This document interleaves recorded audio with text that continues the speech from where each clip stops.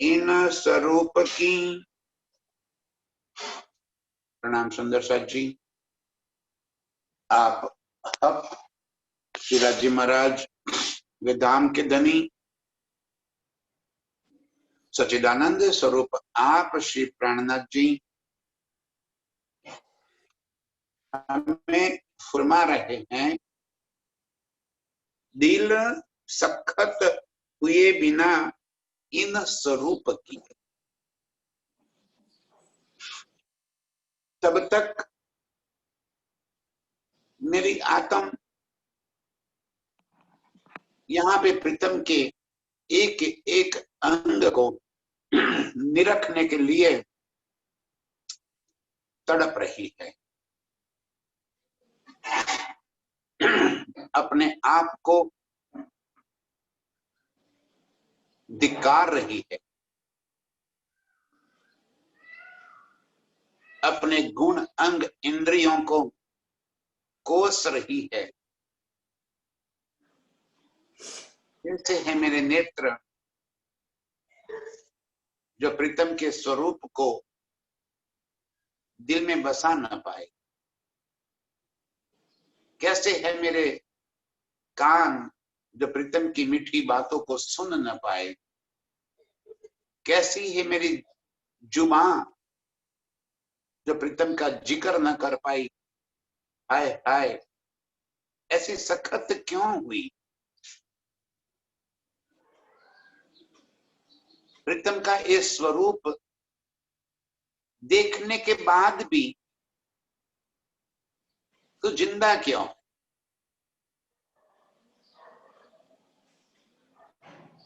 अर्श की ये सारी बातें दिल में आने के बाद भी हमारी नजर संसार में कैसे रह सकती है। रूह यहाँ पे तड़प रही है कि मैं कैसी कठिन कठोर निपट हो गई हूं।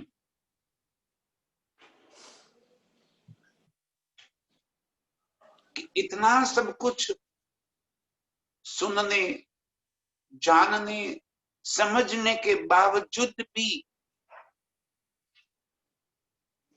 मेरी नजर खेल से छूटती नहीं है। ऐसी कैसी वे कठिन हो गई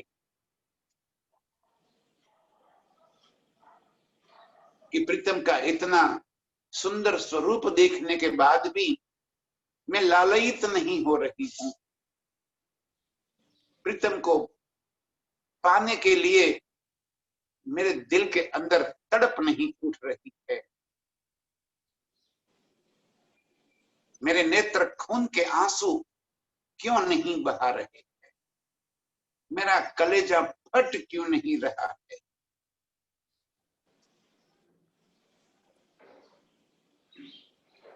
हर एक रूह को प्रीतम के स्वरूप की बात समझने के बाद यही तड़प दिल में उठती है।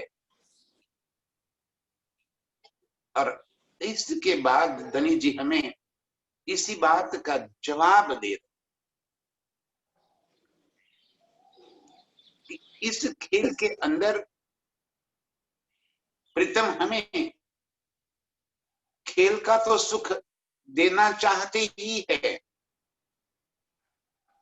लेकिन साथ में खेल में बिठाकर अर्श का भी सुख देना चाहते। तभी तो हमें अर्श के सुखों की लज्जत आएगी।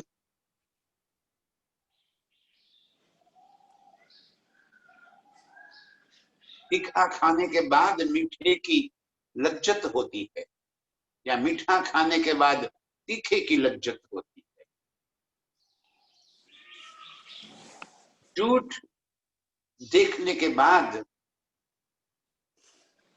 सच की अहमियत पता चलती है। इस खेल की नश्वरता को जानने के बाद अखंड की अनुभूति दिल को कुछ और आनंद देती है। गीत में ही हमें बताना चाहते थे। अर्श के इन सुखों की लज्जत देना चाहते थे, अर्श में जो संभव नहीं था। जो अभी बात चल रही थी सागर 1 4 6 8, प्रीतम सामने होते हुए भी प्रीतम की आशिकी हम देख नहीं पाए थे अर्श में। हमें अपनी आशिकी तो पता चल गई, हमें अपना प्यार तो नजर आया, लेकिन प्रीतम का प्यार कभी नजर नहीं आया। तो हर पल अनंत तरीकों से हम रूहों को रिझा रहे हैं। ये बात करी हमारी जिह्वा के अंदर, हम ऐसे रल गल गए थे। सुध ही कहां थी ये सब देखने सुनने की, कि मेरे पिता मुझे कैसे रिझा रहे हैं।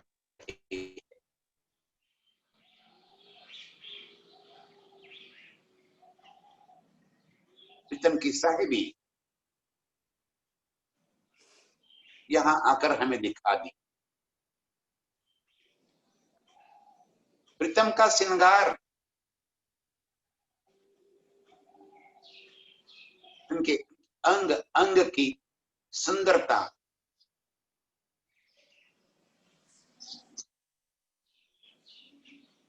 ये भी यहां आकर हमें पता चली।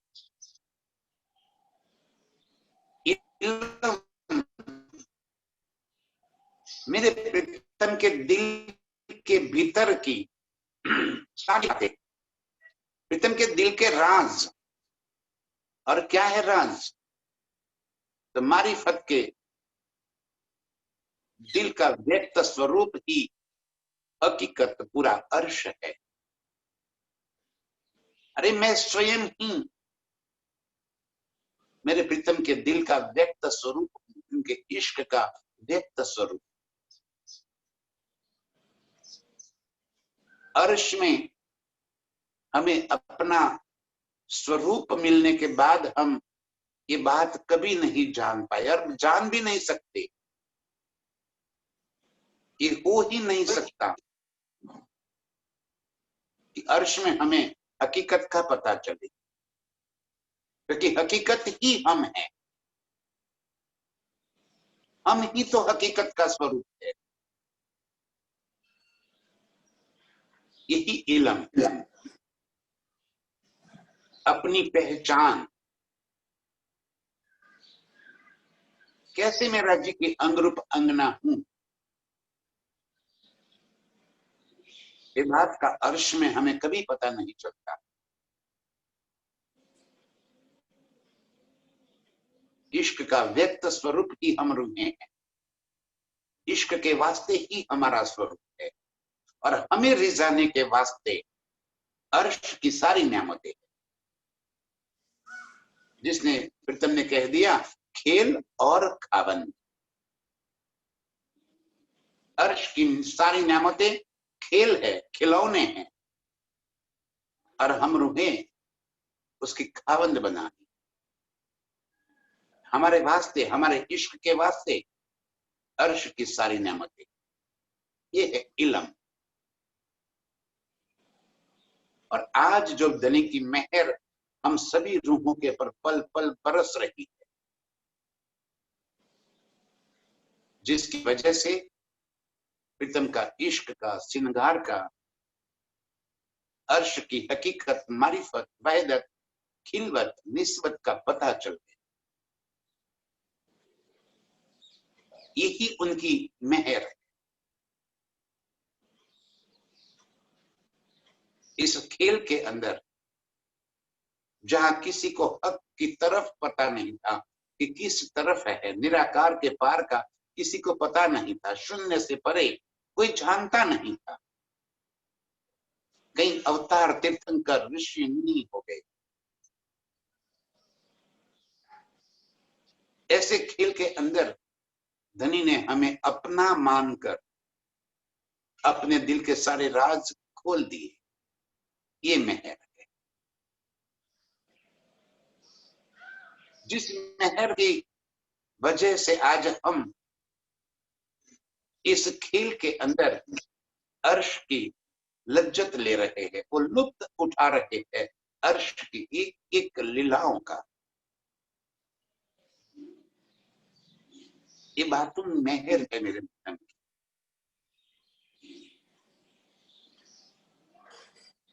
दिल सखत हुए बिना इन स्वरूप की। अब यदि यहाँ पे हमारा दिल इतना नरम हो जाए, इतना कोमल हो जाए कि प्रीतम के स्वरूप को देखते ही ये तन उड़ जाए, तो प्रीतम ने हिकमत करके, कारीगरी करके, चालाकी करके इस खेल को बनाया और हमें इस खेल के अंदर ये लज्जत लेने के लिए ही तो लेकर आए। और बिना ये तन के कैसे लज्जत मिलेगी? यही तो माध्यम है।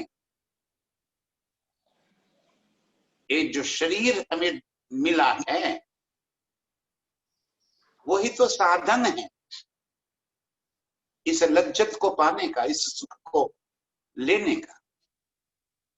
यदि साधन ही टूट गया तो यात्रा वहीं पे समाप्त हो जाए। धनी जी हमें खेल में खेल की और खेल में अर्श की दोनों सुख देना चाहते। खेल भी देख लो और खेल के अंदर अर्श भी देख लो, तभी तो दोनों के बीच में कंपेयर कर पाएंगे। और क्या सुख है उसकी अनुभूति हम ले पाएंगे। बिना जुठ दिखाए अखंड का सुख कैसे मिलेगा? कैसे उस सुख का एहसास होगा? सुख तो मिल रहा है, सुख का एहसास नहीं मिल। सुख का एहसास तो तब होता है, पानी की कीमत तो तब होती है जब प्यास लगती है, और वो भी ऐसी प्यास कि अब पानी नहीं मिला तो प्राण निकल जाएंगे। इतनी प्यास लगे और तब जाके 2 घूंट पानी मिले, तब उस पानी की मिठास, उस पानी की कीमत, उस पानी की अहमियत हमें समझ में आएगी। रोज प्रीतम के संग लीला करने वाली हम रूहे यहां आकर जब तरस रही है प्रीतम को पाने के लिए, प्रीतम के अंग अंग को देखने के लिए तड़प रही है, तभी तो हमें अपने सुखों का एहसास होगा। धनी जी हमें कितने सुखों में रख देते, रखे कबाए तले, कैसे अपनी मेहर के पंख के नीचे दबा कर रखे थे। ये तो खेल में आने के बाद पता चला। इस वास्ते हमारे दिल को इतना सख्त कर दिया कि ये सारे सुख, सारा नजारा देखने के बाद, अनुभवने के बाद फिर भी हमारा ये शरीर टिका हुआ है। खेल खत्म नहीं हो रहा है, आत्म जागृत नहीं हो रही है, शरीर छूट नहीं रहा है। दिल सखत बिना इन स्वरूप की, इत लज्जत लई न जाए। यहाँ पे कैसे उसकी लज्जत मिलेगी? यदि टूट गया तो बात खत्म। इस वास्ते धनी हमें सुख देने के वास्ते ही ये तन को टिकाए हुए है। बाकी तो ये आत्म कब से प्रश्न में पहुंच जाती। ये जीव ये सुख देखने के बाद एक पल के लिए भी इस तन के अंदर नहीं रहता। ये हुक्म करता सब हिकमते, हकईत ये सुख दिया चाहे। इस वास्ते हमें हुक्म के अधीन कर दी। स्वयं धनी जी हुक्म बनकर हम रूहों को यहाँ पे अटकाए हुए है। यही तो धनी की हिकमत है, कारीगरी है कि हमें अर्श का सुख भी दे रहे हैं और ये तन को अटकाए हुए भी। ये हुक्म की कारीगरी है। यही मेरे प्रीतम चाहते हैं कि हमें यहाँ अर्श का पूर्ण सुख मिले, तृप्त हो जाए, हम इतना सुख मिले। यही मेरे प्रीतम की हिकमत है।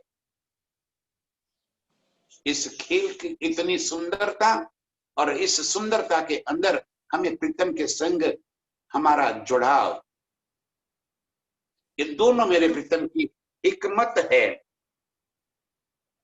हक इत ये सुख दिया चाहे।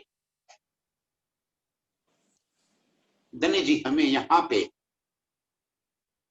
अर्श के ये सारे सुख, अपने अंगों के श्रृंगार का सुख, अपने इश्क का सुख देना चाहते। इस वास्ते इस दिल को इतना सख्त बनाया हुआ है। फिर भी मेरी रूह जिसको इस खेल से मन भर गया है, जिसे बातें समझ में आ गई है, वो तो फिर भी तड़प रही।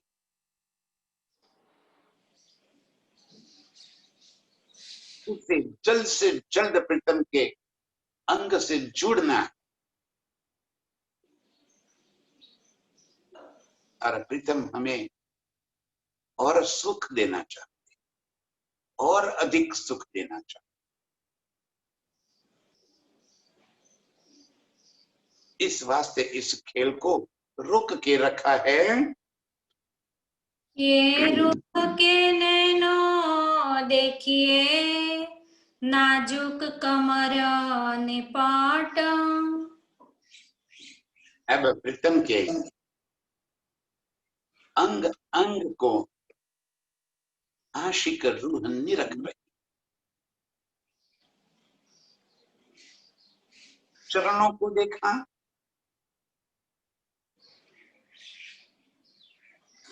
चरण के अंगुरिया, अंगुरिया के नखन की तेज जोत, लाख, तली, एलियां, तली की अंदर की महीन रेखाएं, किनार की रेखाएं कांगरी बनकर चरणों की शोभा को और अधिक सुंदरता दे रही है।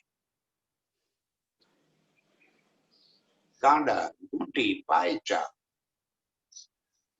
कांकसा, फना, एक एक अंग मेरे प्रीतम के चरण के मुझे अपनी ओर ऐसे आकर्षित कर रहे हैं कि नजर भी वहां से ना हटे।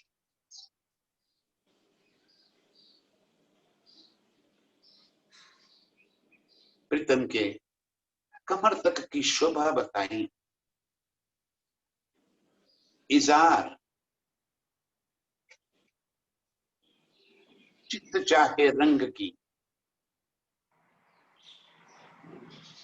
और बीच में लटकता हुआ नाड़ा और नाड़े की पुम्मक,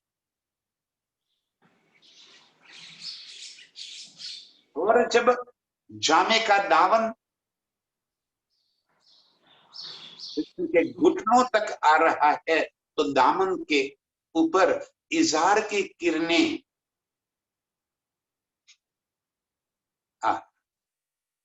कितना सुंदर संगम। जैसे दामन की किरणें ढक गई और इजार की किरणें दामन की किरणों के ऊपर हावी हो गई, उसके ऊपर और अधिक तेज से दिखाई पड़ी।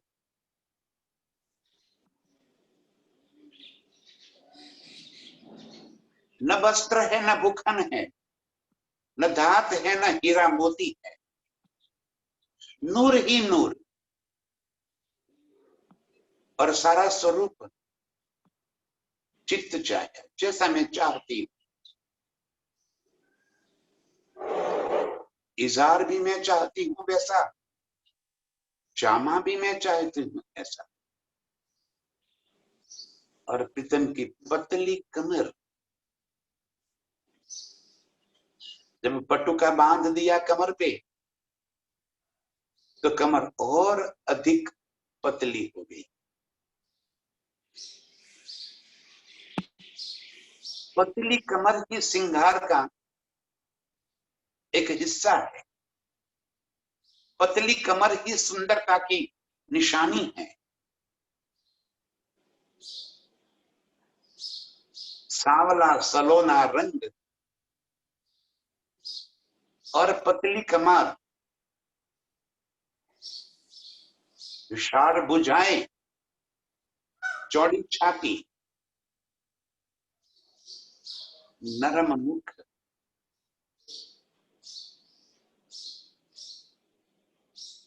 यहाँ लोकगीत में भी वो गाते हैं। जैसे सहेली पूछती है कि तुझे कैसा प्रीतम चाहिए, तो कहती है केड़े पातरियो रंगे सामरियो, कैसा चाहिए, उसकी कमर वाला, सांवला सलोना रंग,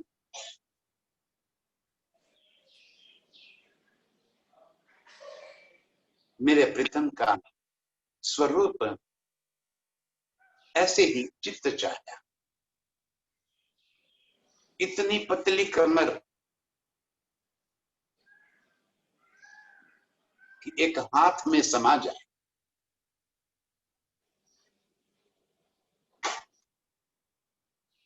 इतना सुंदर मेरे प्रीतम का स्वरूप।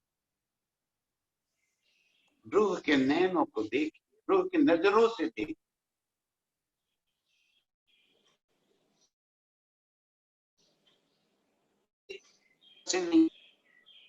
रूह के नजरों से जब देखेंगे तो प्रीतम की सुंदर स्वरूप, ये पतली कमर और पतली कमर के ऊपर बांधा हुआ ये पटुका, और पटुके की दोनों किनार, दोनों छेड़े नीचे की तरफ लटकते,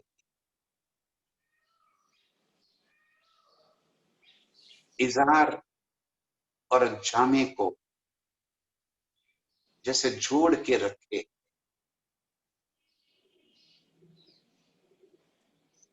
ये सुंदर पतली कमर प्रीतम की मुझे और प्रीतम की तरफ आकर्षित कर रही है।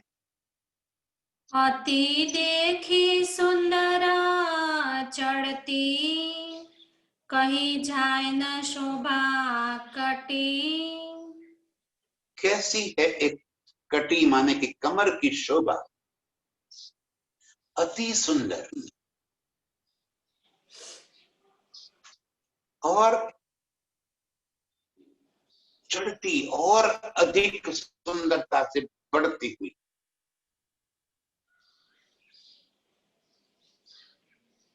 गहरी नाभि,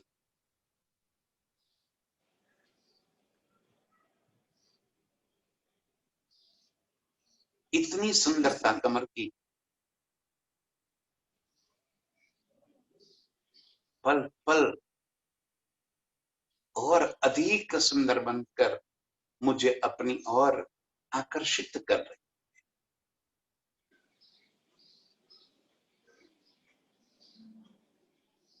इतनी सुंदरता कमर की,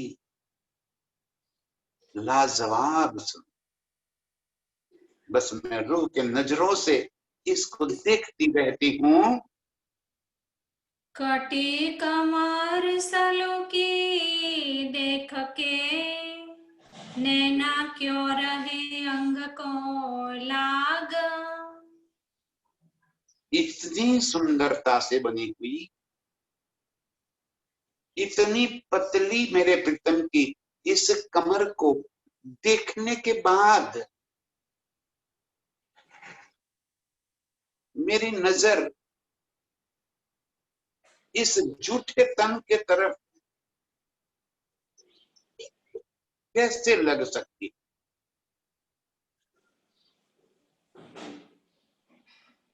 इतना सलोना स्वरूप,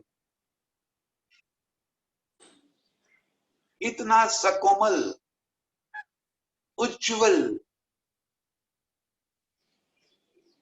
चमकता हुआ मेरे प्रीतम का इस स्वरूप देखने के बाद भी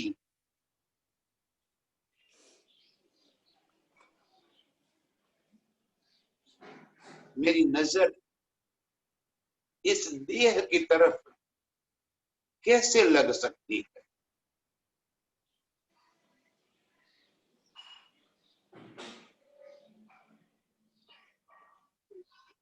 मेरी नजर प्रीतम के उस स्वरूप के संग क्यों नहीं लग जाती।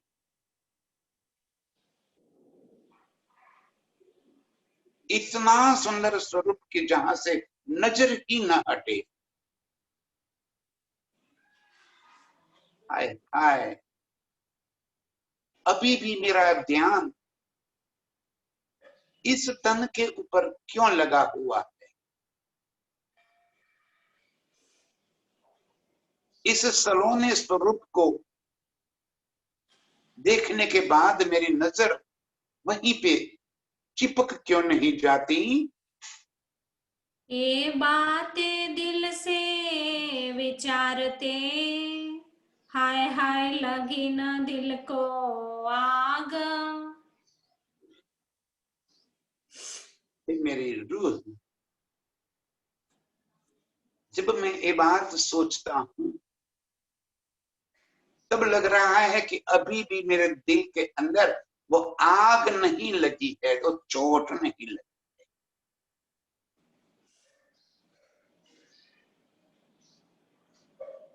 क्योंकि प्रीतम का इस स्वरूप वर्णन करने के लिए नहीं,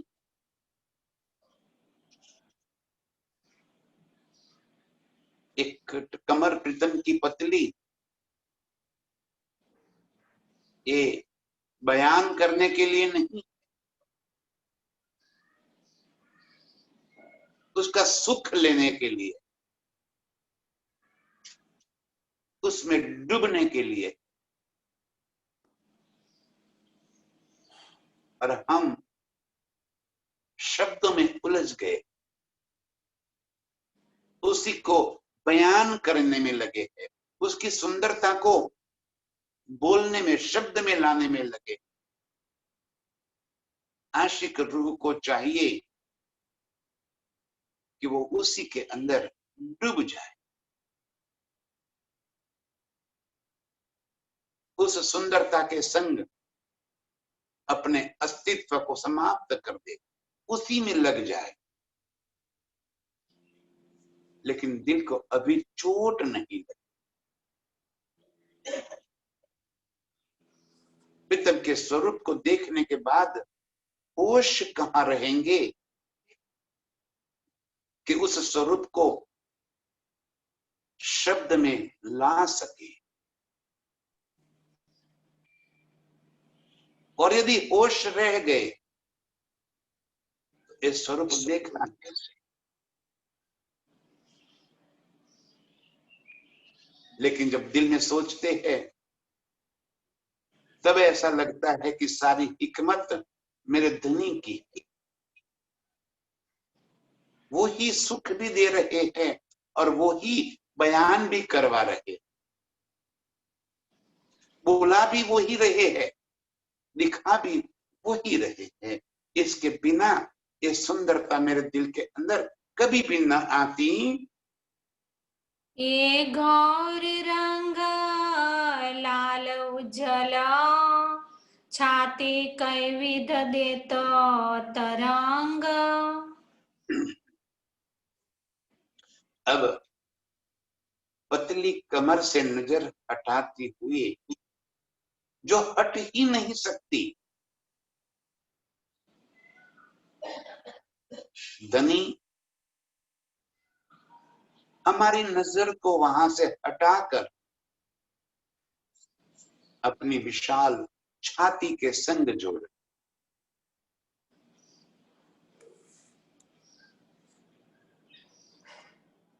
कमर की इतनी सुंदरता, नाजुकता, नरमाई और उसकी उज्जवलता को देखते देखते देखते मेरी नजर तृपित ही नहीं होती।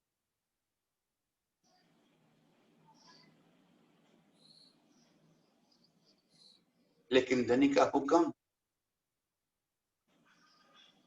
अपने पूर्ण स्वरूप को बयान करवाना चाहते, इस वास्ते कमर से जरा सी नजर ऊपर उठा ली। प्रीतम की छाती गौर, उज्जवल, लाल, कोमल, तेजोमय, नूर के सारे गुण जिसमें लबालब भरे हुए, क्योंकि वो छाती के नीचे तो मेरे प्रीतम का दिल धड़क रहा, मेरा दिल छिपा है।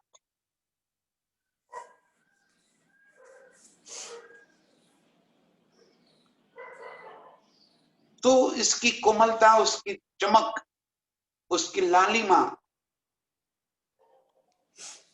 और अधिक ही नजर आए।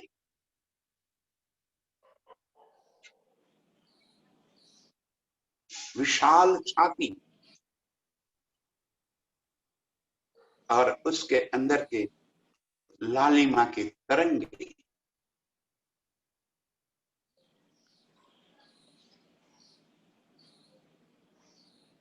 जामा जैसे नजरों ही नहीं आता,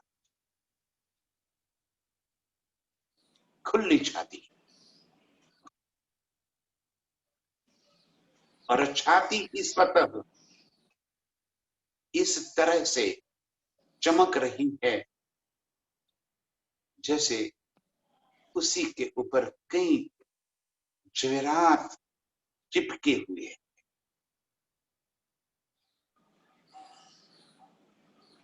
उसी का बना हुआ जामा जैसे सुंदरता में और चार चांद लगा रहा।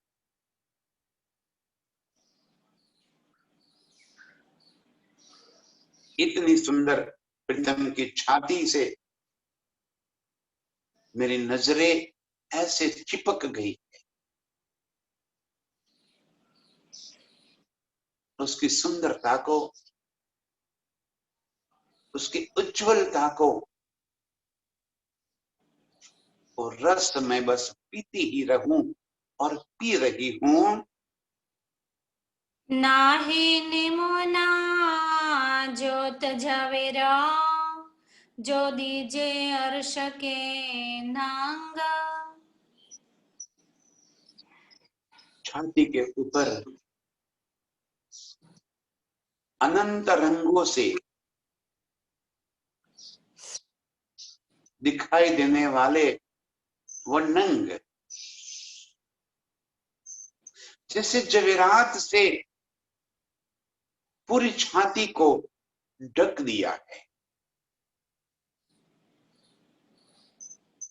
और वो ही जवेरात कई प्रकार के भूखंड और शोभा लिए हुए,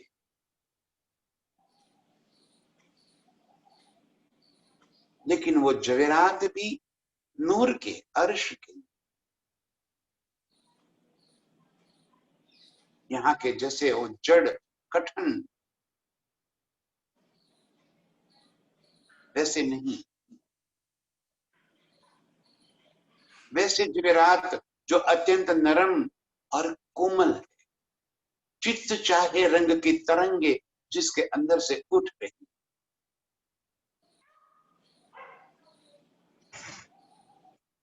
रूह जैसा देखना चाहती है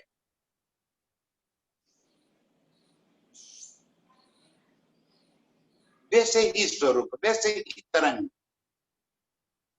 उन जवरों से जैसे बह रहे हैं, और वो तरंगे आसमान तक उठ रही है। और इतना ही नहीं, जैसा मैं देखना चाहती हूं वैसे ही आपस में जंग कर रही है।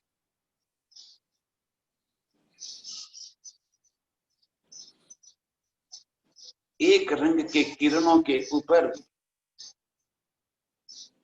दूसरे रंग के किरणों, और उन किरणों को आपस में एक दूसरे के साथ ऐसे भीड़ गई है, और उसी के पूरा आसमान भर गया, पूरे अर्श के अंदर ये तेज छाया गया।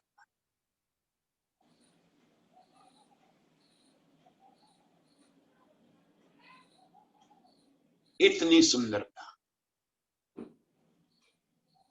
प्रीतम के छाती के कोमलता की, तेज की,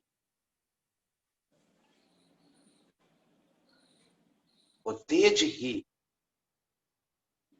ऐसे अनंत सुंदरता लिए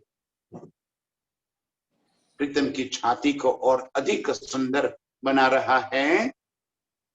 है डाहक का देख कर मेरा जीव रहा अंग माहे। जब उसकी छाती के नीचे मेरे प्रीतम का दिल, और मेरे प्रीतम के दिल के अंदर की अनंत नियामतें, मेरे दिल, प्रीतम के दिल के अंदर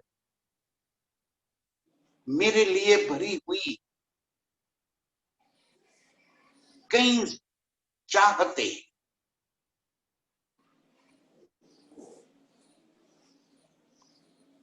मेरे प्रीतम के दिल में मेरे लिए भरा हुआ वो इश्क,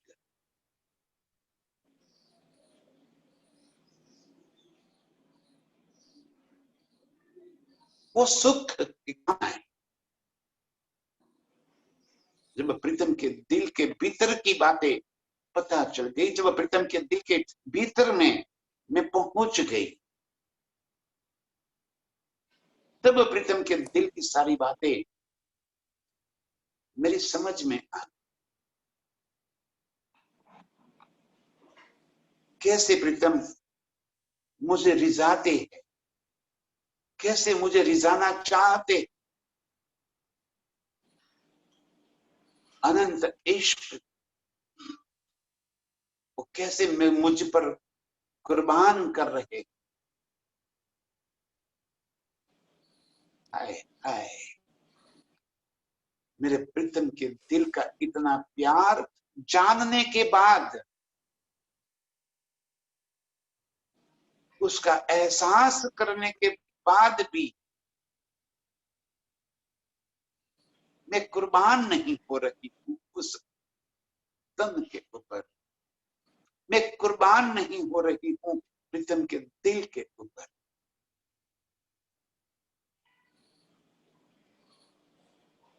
जो छाती का उपला हिस्सा इतना सुंदर है, तो उसके अंदर धड़कता हुआ मेरे प्रीतम का दिल,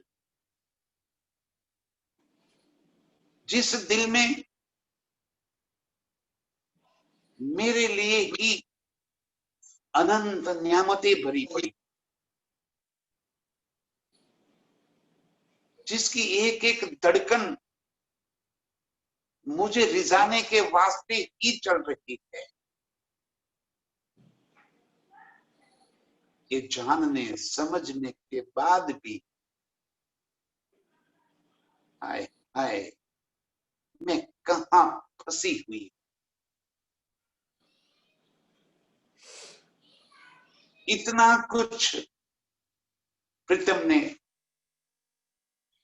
व्यक्त कर देने के बाद भी, बता देने के बाद भी, मेरी समझ में आने के बाद भी, सारी बातें मेरे दिल के अंदर पहुंचाने के बाद भी, मेरा दिल अभी भी प्रीतम के ऊपर कुर्बान नहीं हो रहा। मेरी मैं खुदी अब भी मर नहीं रही है, अब भी मुझे ये अंग की शोभा, ये अंग मेरा मुझसे छूटता नहीं। आशिक कैसी हूं मैं, कैसी अंगना हूं मैं, कैसी कठिन कठोर हो गई हूं मैं। प्रीतम के दिल के ये सारे भाव समझने के बावजूद भी अभी भी मेरा ध्यान इस संसार के तरफ है, अभी भी मेरा अहंकार टूटा नहीं है, मेरी मैं खुदी अभी भी चल रही है। संसार के सारे अवगुण मेरे अंदर भरे हुए हैं, जबकि प्रीतम का दिल और उस दिल की बातें समझने के बाद तो मेरे अंदर निर्मलता आ जानी चाहिए,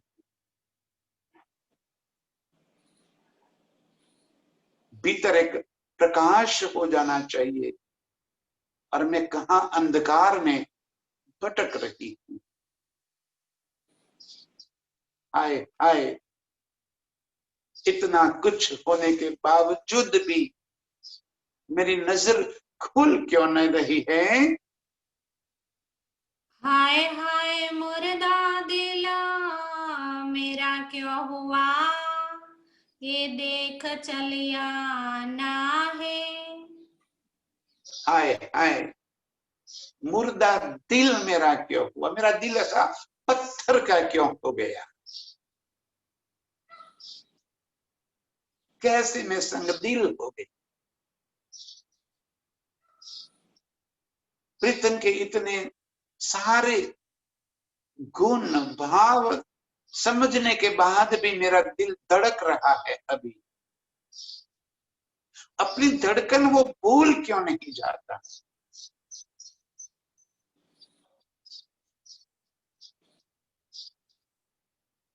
मेरी आशिकी में क्या कमी रह गई है,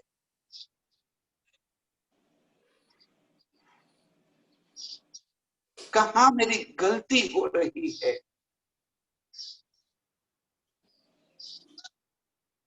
इतना कुछ समझने के बाद भी हाय हाय मेरा दिल इतना सख्त क्यों हुआ है। प्रीतम के दिल के एक गुण देखने के बाद वो चल क्यों नहीं गया। क्यों वो अपने निज स्वरूप में जागृत नहीं हो रहा है?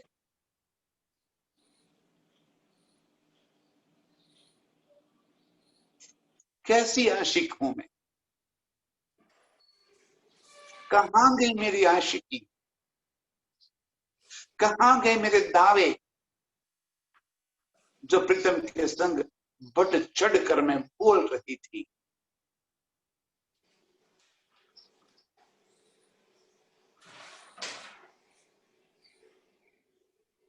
कैसा कठिन कठोर मेरा दिल, क्यों प्रीतम की इन बातों को, प्रीतम के दिल के इन भावों को समझने के बाद भी धड़कना बंद नहीं हो रहा है? क्यों जागृत नहीं हो रहा है? हक हेड़ा देखा करा मेरे हेड़े रहत क्यों दाम। ऐसे प्रीतम के दिल को देखने के बाद, प्रीतम के प्यार को पाने के बाद, उस प्यार को समझने के बाद अभी भी मेरा दिल इतना सख्त क्यों हुआ है? मेरे दिल के अंदर अभी भी ये सांस क्यों चल रही है? धड़कनें क्यों चल रही है?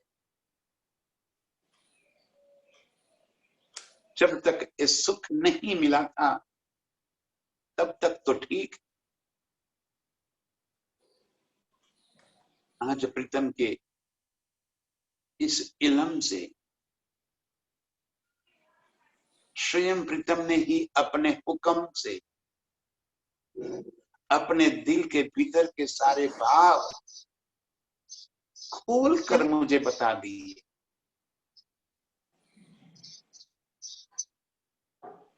और ये सारी बातें जानने के बाद भी, इतना कुछ समझने के बाद भी मेरा दिल अभी भी धड़क रहा है।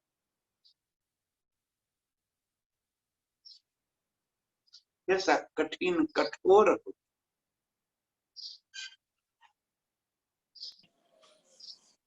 कहां गए मेरे प्रीतम के पाने की जो चाहनाएं मेरे दिल के अंदर भरी पड़ी थी, क्यों मृत हो गई?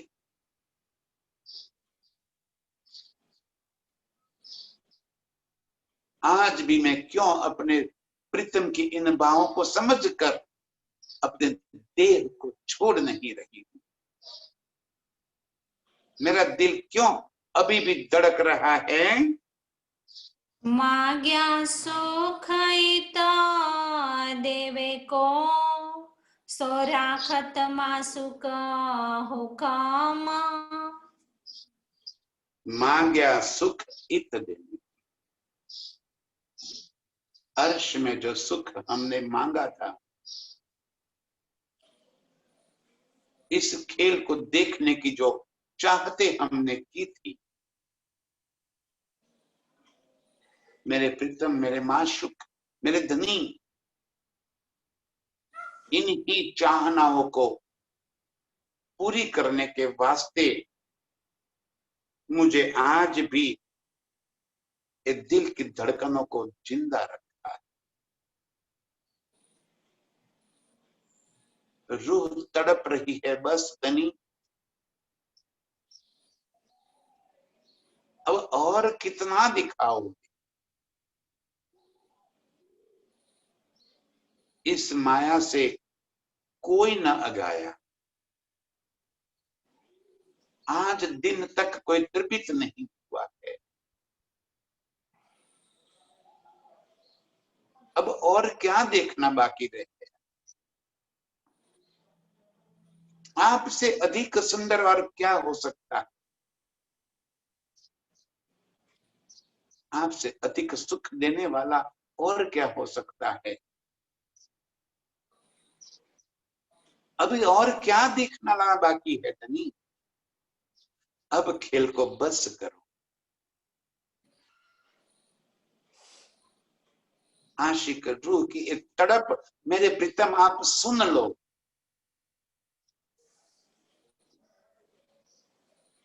और अपने पास बुला लो। अब सहा नहीं जाता और अब रहा भी नहीं जाता। आपकी जुदागी में बहुत तड़प है धनी। इस जुदागी को दूर करके मिलन की प्यास बुझा दो।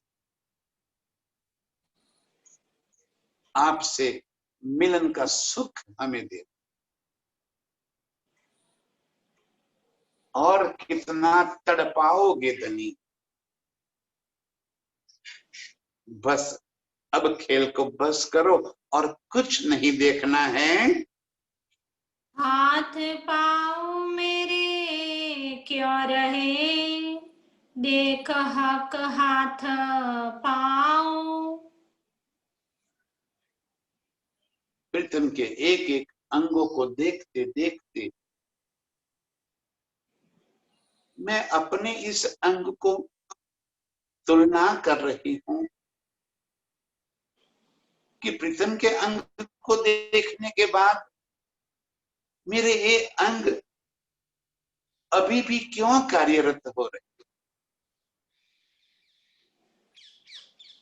प्रीतम के चरणों को देखने के बाद मेरी रूह उस चरणों में पहुंच क्यों नहीं जाती। प्रीतम की पतली कमर को देखने के बाद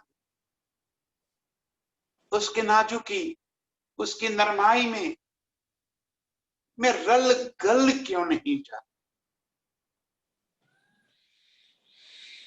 प्रीतम के दिल के धड़कनों को सुनने के बाद, प्रीतम के इश्क की पहचान होने के बाद अभी भी मेरा दिल धड़क रहा है। बड़े ताज्जुब की बात है। आशिक रूह दावा आशिकी का लेकर बैठी हूं मैं, दावा निस्बत का लेकर बैठी हूं, अंगना का दावा लेकर बैठी हूं मैं। कहां है मेरे दावा, कैसा है झूठ। यदि मेरे आशिकी का दावा मैंने ले रखा है तो प्रीतम के एक एक अंग देखते देखते मेरे इस शरीर के ऊपर की मेरी चाहना क्यों खत्म ना हो जाए। मेरी सारी नजरें, सारी चाहनाएं प्रीतम के अंगों के संग क्यों न लग जाए। प्रीतम के हाथ पैर देखने के बाद उस हाथ पैर की सुंदरता, इन बाजुओं कोहनी कढ़ाई की सुंदरता, उस पहुंची की सुंदरता, उंगलियों और मुंदरियों की शोभा, अरे उंगलियों के इन नाखून की शोभा, हथेली के मीन रेखाओं की शोभा, उस लालिमा, कोमलता, नरमाई, उज्जवलता की शोभा।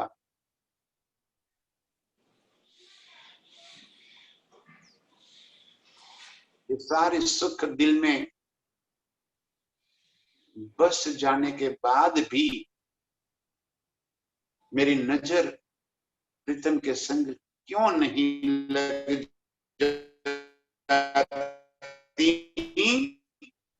हाय हाय जुलमा क्यों सह्या, क्यों भूले अवसर दाओ। हाय हाय, ऐसा मौका, ऐसा दाव हाथ में आने के बाद भी गवा रही हूं मैं।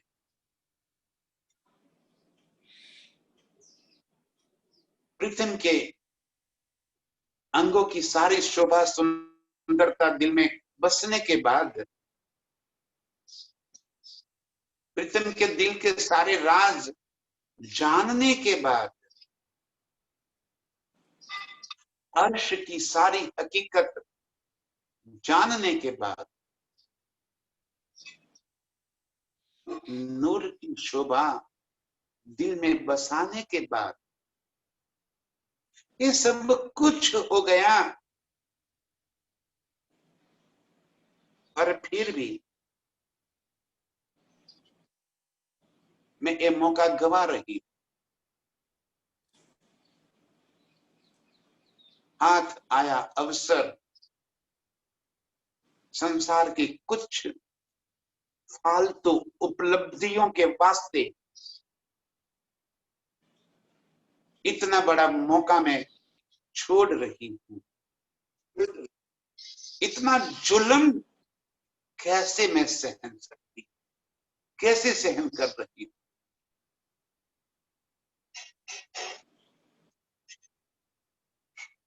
प्रीतम की इस सुंदरता के सामने, इस संसार की सारी उपलब्धियां, अरे इस ब्रह्मांड के मालिक भी बना दिया जाए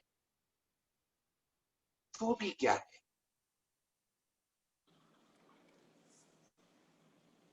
तो भी मेरे प्रीतम के सामने तो ये मिट्टी का, गोबर का ढेला ही। और फिर भी इस गोबर के पीछे में भाग रही। सत्य सुख को छोड़कर इस झूठ से मैं नजर नहीं हटा पा रही। ऐसा जुल्म क्यों हो रहा है मुझ पर।